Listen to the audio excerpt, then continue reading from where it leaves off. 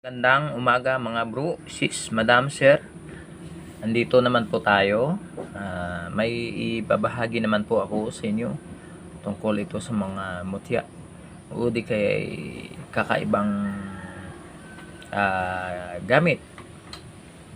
At saka ito ay alam niyo ito, ng mga gamit. Ito ay napakabisang gamit. Kahit saan mo dadalhin. Yan, napakabisa po yan. Ito po ay may mga lagpasan po tayo. May buto ng mangga. May corals na may butas o di kaya lagpasan. Ito hindi basta-basta corals, kundi ito po ay may gamit. Pangkalahatang proteksyon laban sa mga kulam barang, dahil ang corals ay nasa dagat, mapait po siya, ay ginagamit din ito sa mga pangtaboy sa masamang espiritu. At saka meron din akong ipapakita sa inyo. Ito po ang gamit na ginagamit ng tao. Pwede din tinitinda, binibinta. Ito po ay kakaibang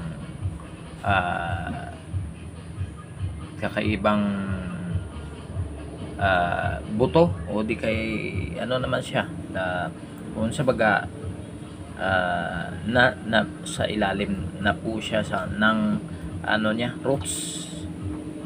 Ito po ay sinasangkap sa isda man o sa karne man o kahit anong putahe ng kakainin natin, sinasangkap po ito. Ito po ay pampaswerte sa ating kabuhayan.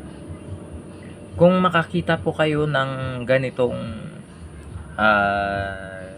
bagay o di kaya nakikita nyo po na hinukay nyo po, nakikita nyo, yun para sa inyo ay pwede mong gamitin sa pampaswerte.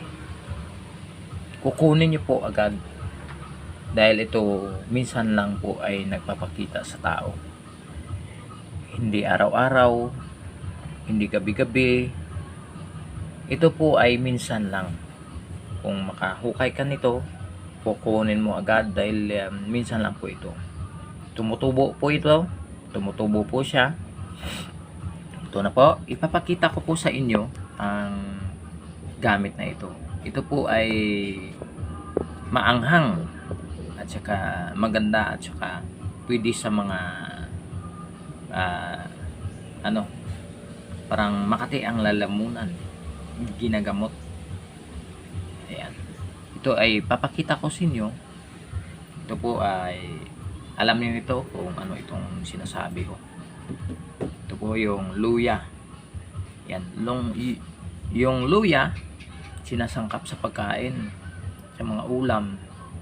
Pero may sa luya hindi mo masyado makikita na marami po siyang parang bubuhol-buhol po yan na marami. Kung makakita ka po ng mga sanga-sanga na marami po siyang sanga-sanga, yan po ang kukunin nyo, dahil yan po ay swerte. Ibalot nyo po sa pulang tela. Yan. Ayan po, nakikita nyo. Hindi po siya parang dikit-dikit yung sanga. Ayan, dikit-dikit yung sanga. Hindi. Parang iba po siya. Diba? Iba po siya. Pero once may nakakita po kayo na parang isa lang po yung niya, pero maraming sanga-sanga, yun po ay pampaswerte. At saka yan po ang ibalot nyo sa tela. Kukunin nyo po yan, ikat nyo po yan para yung lang po yung parte na may mga sanga-sanga. Dahil po yung example, yung swerte mo sa tindahan mo, nagbibinta ka ng luya, parang triplets, quadruplets pa yung binta mo. Ang kailangan po, paniniwalaan nyo po, yun ang napakaswerte sa'yo. Hindi lang kukunin mo lang siya, parang wala lang. Parang Pero kung may alam ka sa mga ganyan, yun ang kukunin nyo po. Ay, ipapakita ko sa inyo kung anong ibig sabihin ko. Ito po yung sa kabila niya. Ayan. Ayan po yung sinasabi ko. Ito po yung parte na ito. Ayan. Yan ang parte na may sanga-sanga. Na para po siyang tawag dito. Para po centipede na maraming paa. Ayan. Parang centipede po siya. Ayan. Tingnan nyo po. Parang kakaiba yung itsura ng ano na ito. Ang gagawin nyo po, hindi nyo po putulin dito. Kundi kukuha ka po ng parte na mapuputol nyo po. Tingnan nyo po yung kakaiba yung itsura ng ano. Ang gagawin nyo, puputulin nyo po. Kukuha lang ako na pang-cutting.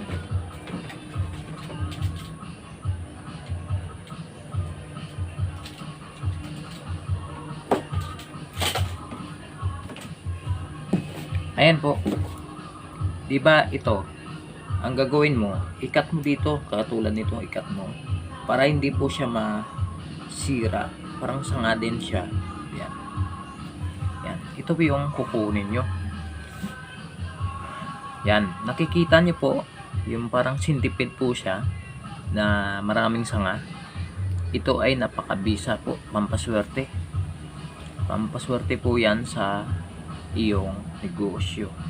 Kung kayo po, ayan, tingnan nyo po, parang kakaiba yung parang may mukha po siya, at saka ito parang corona niya, at saka ito parang paa niya. Tingnan nyo po, ayan, parang kakaiba po siya na nilalang. Tingnan nyo, ayan. Yan ang kakaibang gamit sa pampaswerte. Ang gagawin niyo po yan, lalagyan niyo po ng pouch. Dadalhin niyo po araw-araw, huwag niyong iiwan. Ito, pangontra din ito sa mga espiritu, mga kaluluwa. Dahil ito, mga example, pupunta po kayo sa mga maliblib na lugar. Parang maraming mga kagubatan, kakahuyan. Pero may dalakan ito. Hindi po kayo susundan ng mga espiritu dahil takot po sila sa luya. Dahil ito yung luya, napakaanghang. Kapag may luya po kayo sa bulsa nyo, walang lalapit sa inyo na masamang espiritu. Dahil takot po sila sa ganito. Ayan, takot po sila. Ayan, napakaganda po. Para din siyang seahorse. Ayan o. Parang seahorse, pero kakaiba din nito. Ayan o. Para din siyang hipon na maraming paa. Ayan, parang hipon. Nakikita nyo yung lobster. Ayan, maraming din ng paa yung lobster. Ayan, nakikita nyo po. Napakabisa po ito. Kukunin nyo po yan, ibalot. Yan. Ito, ang gagawin ko, ibalot ko ito. Pwede din ito, ikwintas. Ikwintas nyo po, ilagay nyo po sa, hayaan mo na, kahit mabulok pa sa loob yan, hayaan mo lang. Ang importante, buo po yan, na ilagay mo doon sa pangsabit nyo, pang kwintas po yan. Kung sa naniniwala lang, kailangan naniniwala po kayo na ito makagawa ng swerte sa inyo. Kung hindi kayo naniniwala, wag nyo na lang gagawin dahil hindi para sa inyo yan. Sa naniniwala lang, dapat kayo po ay kahit hanapin nyo po, hindi po kayo makahanap ng ganito. Minsan lang po ito lumalabas sa luya. Meron ding luya na nagiging bato, napakaswerte din. Meron ako nakakuha ng luya, pero yung luya na yun binigay ko na sa kaibigan ko. Ayan. Ito, akin lang muna to. Ayan. Dadalhin ko to dahil nanggagamot ako. Kailangan meron akong ganito para sa panggagamot ko. Yan. At saka ito, para po siyang kakaiba, para po siyang patulog-tulog, o di pato, o di kay bebe. yan, parang bibi po yan. Ayan. Pero yan po ay lagpasan. Lagpasan po siya. Napakagandang dalawa pong butas oh. Dalawang butas, yung maliit at saka malaki. Napakaganda po ito, napakabisa po ito sa pangontra o di kaya malalagpasan mo lahat yung mga problema mo. Ayan.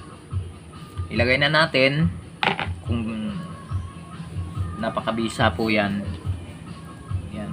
Nakikita nyo, ay hindi nyo nakikita, mamaya ipapakita ko yan. Ito din katulad din ng isa, tatlo yung butas. Ayan po. Ayan. Tatlong butas para po siyang manok. Ayan. Kung naka-side view parang manok. Ayan. Ayan po. Kakaiba yung tsura. May butas. Napakaganda po yan. Ayan po. Napakabisa. Ayan. Mga sis, madam, shoutout na lang po sa lahat. Baka maputol naman yung video natin. Pasensya na po kayo. Ang ingay kasi ingay, nagpatutugtog naman sa kabila. Malakas yung sound system nila. Umaga na bulabog yan.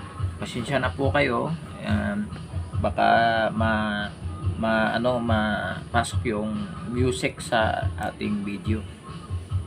Minsan nabubulol na yung kabila kasi ang lakas ng tugtog nila. Maganda sana kung kung bingi na sila. Ang lakas. Siguro mga tao diyan, mga bingi kasi malalakas yung sound system nila. Ayan. Ito din yung maganda din. Ayan, maganda po yan. Parang nakapikit po yan. Ayan. Parang nakapikit na natutulog. Ayan. Kung ganito, napakaganda po yan. Yung bato na ito. Parang ngipin. Ayan. Napakabisa po ito. Ayan. Pwede ito sa mga elemento. Mga elemento na masasama. Pangbulsa lang ito. Pero kailangan balutin ito sa pulang tela o di kaya itim. Dahil ito ay hinahabol ng kidlat. Ito, hinahabol po ng kidlat dahil yung mga ganito yung minsan yung mga ganitong bagay doon tumatama yung mga kidlat. Pero may mga ganito kakailangan ilagay mo yun sa pouch o pulang tela, puti. Yan, pwede yan. Ibalot na lang sa puti o di kaya itim. Ito hinahabol talaga ng kidlat ito. Yung minsan ito tinatago ko. Ayan, tingnan nyo. Kakaiba po yan. Puti talaga at saka may itim. Ayan, may itim. Ayan, maganda po yan. At saka ito, yung dalawang ayan. Ito po ay buto ng mangga. Ayan, buto ng mangga po yan. Hindi po yan gawa lang. Ito talaga buto ng mangga. Ayan. Makikita nyo yan mamaya, ipapakita ko. Ito, kakaiba din ito. Dahil ayan, may butas po siya. Ayan. Nakikita nyo mga mata ko. Ayan. Ayan. May butas. Ayan. Yan po ang kagagandahan ng mga mutya. Yan, sa habang panahon ay ito ay lumalabas yung parang nabubutas po sila. Yan, gawa ng kalikasan, hindi gawa ng tao. Yan, tandaan niyo po, kapag gawa ng kalikasan, yan po ay mabisa. Kapag gawa ng tao, yan po ay depende sa gumagawa at saka depende po sa iba. Yung kalikasan hindi na kailangan na orasyonan mo pa dahil gumagana lang po yan kapag nandyan po kayo sa critical na buhay. Parang nabubulol na ako. Yan, pag ang buhay mo po ay nasa critical, yan po ay lumalabas ang kanyang gamit. Ayan, nakikita nyo po, may mga sumisilip na yan na mga gabay. Kung kayo ay mas linaw yung third eye nyo, yan, maganda po yan. Mga lagpasan natin, may langgam po tayo. Ayan, mga langgam natin, ipapakita ko yung langgam natin, ha. Ayan, langgam po, ayan yung langgam natin, tingnan nyo po, hindi masyado makita dahil nag-blurred yung cellphone natin. Ayan, yan po ay langgam po yan. Ayan, ito langgam din, kakaibang langgam, para po siyang linta din na nakayuko, pero ito yung langgam na kakaiba, na may mga gabay, nakasilip ng mga gabay. Yan po ay langgam. Ayan, yan, pasensya na kayo, ay, parang malakas naman yung sound system nila. Pasensya sa mga kaibigan natin dyan, baka hindi nyo marinig yung salita ko, pasensya na po. Yan, ito, ayan, tingnan nyo po, ayan, may gabay po yan, tagpasa natin, napakaganda. Shoutout nga pala sa mga kaibigan natin dyan na gusto nagpa-shoutout na lang po sa inyo, sa gusto. Pasensya na po kayo, hindi ko po na sulat ng pangalan nyo, hindi ko lang muna babanggitin yung mga pangalan sa logbook po. Shoutout na lang po sa lahat, especially sa mga vloggers natin, sina Madam Katis Closer, Mary Jane Alberto, Ginelyn Sigua, Rhea Parulan, Giselle Dison, Nanay Sue, Babes Ngoyen, Lailani, sa mga kaibigan ko na si Gina Bueno Polmino, magandang umaga sa iyo, Madam. Kamusta na po sa iyo, kay July dyan, July Jim, magandang umaga sa iyo. Kay Alfredo Baisan, Jun Flamenco Vlog, si Riley Vlog, Iboy Mocha, si Kylie ng Kalikasan Mocha, BHS Hunters Mocha Collectors, si sino pa, sa iba dyan, ng mga Mocha Hunters dyan, magandang umaga sa inyo. Pasensya na po kayo kung minsan makakalimutan ko po yung mga pangalan nyo sa YouTube nyo. Magandang umaga sa lahat dyan, sa pamilya Torino, Galino, Talio, Mihika, Konglong, yan, sa Australia dyan, sa Vietnam, Longcam, magandang umaga sa iyo. Good morning. Hindi ko alam kung ano ang salita nyo sa Vietnam. Sa mga kaibigan dyan na nanonood sa atin, magandang umaga. Ayan po, yung mga lagpasa natin. Napakabisa po yan. Ayan, ito. Napakabisa din ito. Ayan, pampaswerte. Ayan, pampaswerte po yan. Corals na kakaiba. Corals na hindi mo makikita mo pito sa dagat, pero ito sa bundok ko po ito nakuha. Yan, sa bundok. Ito nahukay ko lamang ito sa bundok na mayroong ganito. Siguro natapon o may dumala doon sa ano, pero hindi siya nasahukay siya eh. Parang napulupot yung parang buhangin na tumigas na parang bumato.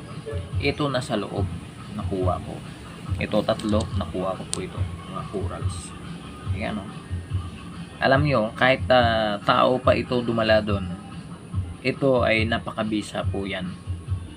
Pagdating sa protection, sa pangtaboy ng kaluluwa, pangtaboy ng mga espiritu, ito ay ginagamit din sa mga gamit pangsangkap para sa mga tawag dito, mga kulam, barang. Pero yung mga pampaswerte natin, hindi yan pwede pagsamahin kapag may pangontra, kasi pangontra na to, pampaswerte pa to. Combine mo sila, parang iba na. Pero pwede din yung pampaswerte, ibahin mo yung lalagyan, sisidlan. Ibahin mo yung pampaswerte, ibahin yung pangontra. Dahil ang pangontra, malakas po yan. Kailangan malakas yung gamit na ilagay mo dyan sa pangontra mo. Pangontra, bala, itak, matatalim na kung anong bagay, o di kaya sa kung ano mang kulam, barang, o di kay titirahin ka dyan. Kailangan may mga ganito ka. Ayan, mabisa po yan.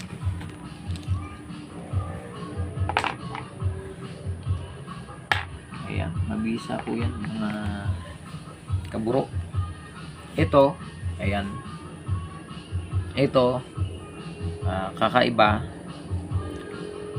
para po siyang ahas. Ito ay tinatawag din na linta na nagiging bato. Yan, parang half moon. Sinisip-sip yung swerte mo pag may ganito ka. Sinisip-sip niya yung swerte. Ayan po, yung linta natin na maliit. Ayan. Ito, may sapatos po tayo, pero kakaibang sapatos to. Parang kakaiba talaga. Ayan, nabuo po siya sa habang panahon. Ayan, nabuo po yan na parang sapatos. Pero may gabay po yan, parang leon, nakabantay. Parang leon po siya. Tingnan nyo. Ayan, parang, ayan, yung ulo. Kakaiba. Ayan, para po siyang sapatos. Tingnan nyo po. Ayan, kakaiba yung itsura niya. Ayan. Magandang umaga sa inyong lahat. Yun ang aking ipapakita sa inyo. Pasensya na po kayo maingay sa labas dahil hindi naman po fiberglass yung bahay ko, dahil para hindi marinig yung nasa labas. Kung minsan gusto mo makapag-vlog ng maayos, walang istorbo, yung sa kabilang bahay, parang araw-araw po yan gumaganon yung kung minsan siguro mapuputulan ng kuryente, hindi ka na makarinig ng mga sound system nila, ang ingay, mga istorbo sa kabilang bahay. Yun lang mga bro, sis, madam, sir, magandang umaga sa inyong lahat. Lahat po kayo ay pagpalain at saka bigyan kayo ng biyaya ngayong araw. Panalangin na lang po natin sa ibang lugar na nalangin na lang na walang masamang mangyayari, at saka ingat na lang po sa mga dagat, dahil yung dagat ay kung sa Ilonggo pa, tama kariit ang dagat, dahil ang dagat marami po yan ng mga engkanto, katulad ng mga bangis na mga hayop sa ilalim ng tubig, o di kaya mga espiritu. Marami po yung nalulunod ng mga tao, kagaya yung sinabi ko na December 4 na mag-ingat lang po. Sa Facebook ko nagpo-post po ako dyan kung ano mga nakikita ko po sa ulap. Yan po ay talagang nangyayari, dahil ang napakariit yung sinasabi ko sa Ilonggo, napakariit. Pero hindi ko yan mabigkas sa Tagalog kasi hindi ako sanay sa mga Tagalog. Minsan lang ako nagtatagalog. Ilonggo kasi ako, at saka pasensya na po. Parang dangerous yung tawag, mga napaka-dangerous yung kapag sa tubig dagat, napaka-riit. Kung sa ilog naman, yan, biglaan po yan, lalakas ang tubig, kagaya ng nangyari sa sa Cebu, sa Cebu, na lumakas yung tubig sa falls, sa ilog, lumakas, maraming natanghay. Yan, Nung ngayong December 4, meron na tanghay o inadod ng alon, natanghay ng alon yung bangka nila, yung so may namatay doon na tagpuan sa Palawan. Yun ang sinasabi kong nakikita ko sa sa ulap na parang ahas na yun ang ibig sabihin ng ahas na sa ulap nagpapakita po sa akin. Yan po ay napakadelikado kapag sa dagat po kayo, dahil pag may ahas, yan po ay tutuklaw, kukuha yan ng buhay. Yan po ang ibig sabihin. Kapag nakikita mo naman nakapurma po yan, dragon, yan po ay napakadelikado pa rin. Yan po ay napakalakas na alon, o di kaya ay tsunami na yan kapag dragon po yan ang nakikita natin sa ulap. May mga may mga shape po yan, pero alam nyo, napakalaga po kapag kayo po ay marunong basa ng kung anong mga ibig sabihin. Sa akin yan po, nakikita ko po, at saka nakikita ko hindi lang po sa ulap, kundi parang mismo sa mga mata ko, nagpa-flash po yan, biglang lumalabas po yan kung ano ang mangyayari. Pero hindi ko yan sinasabi kung sino sila, kung anong mangyayari sa kanila, pero sa akin nagpapaalala lang po ako na kayo po ay mag-iingat. Katulad ng lindol, baha, kung anong nakikita ko dyan, yan po ay napakalaga.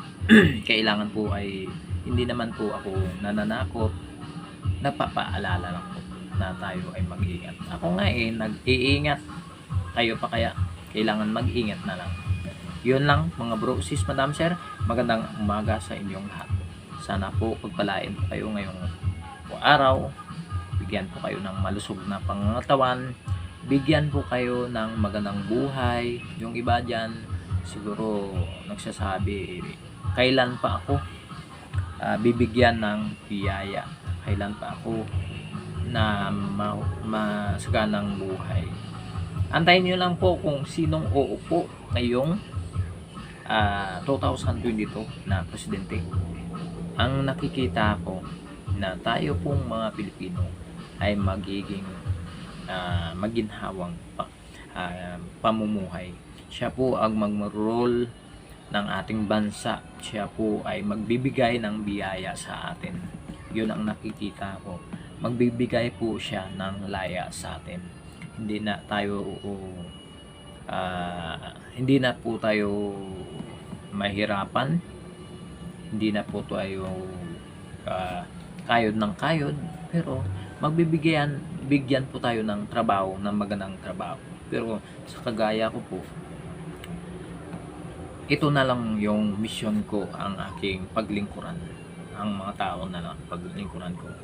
Pero pumili kayong bubutuhin nyo ang magandang tao, ang may kalooban, at saka mahandle yung buong Pilipinas, at saka magbigay sa atin ng laya. Importante po yan. May freedom po tayo sa pagpili. Hindi po tayo mabili ng kung anong pera para bibilin yung boto natin. Pero may isa po yan na uupo po siya, at saka bibigyan po tayo ng magandang buhay. Pero depende naman sa inyo yan kung naniniwala kayo sa mga sinasabi ko. Yun lang po nasabi na po yan ng isang tao na nahulaan niya po kung sino uupo sa 2022. Pero tiningnan ko yan kung totoo yung mga sinasabi niya. Totoo po yan yung sinasabi niya. Kung sino uupo po yan. Itatak nyo. Kahit ilabo mo pa sa bato, yan po, kahit ano mo po yan imarkam po yan sa bato, yan po ang taong ang magbibigay sa atin ng kalayaan sa buong Pilipinas, sa buong mundo. Tayo po ay hindi na maghihirap. Tandaan nyo po yan. Alam nyo naman po kung sino yan. Pero hindi ko nasasabihin sa inyo. Baka yung iba matapakan natin. Baka sabihin parang nag-ano ka na kung sabaga indorosyo mo pa yung tao. Pero hindi ganyan. Pero pumili na lang po tayo ng ating bubutuin. Huwag na lang basta-basta na pumili na mali ang pipiliin nating tao. Ayan. Katulad ng batong ito. Ayan. Dapat kilitisin mo po ang batong ito kung maganda ba para sa'yo, mabait ba yung mga gabay, o di kay salbahe yung mga gabay. Yung mga gabay na yan, merong salbahe, meron ding mabubuti. Pero kung ikaw salbahe, bagay sa'yo. Salbahe, bagay sa'yo. Kung salbahe ka po, bagay sa'yo yung mabubuting gabay. Dahil ang gabay po ay siya po ay lilinisan niya po yung puso mo, paganain ano niya po, parang palambutin niya po yung puso mo.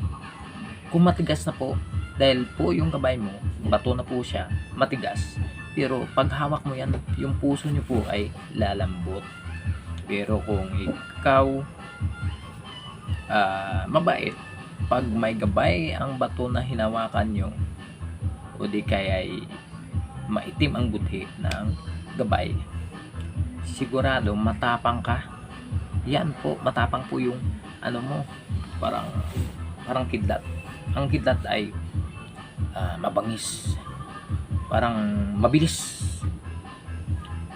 Pag mabait ka, pag hinawakan mo yung gabay na mabangis, lalambot po yan. Yung mabangis, talagang bibigyan kanya ng protection. Yan po ang ibig sabihin ng pagkilatis ng bubutuin nyo. Kilatis ng mga bato, kilatis ng bubutuin nyo para presidente.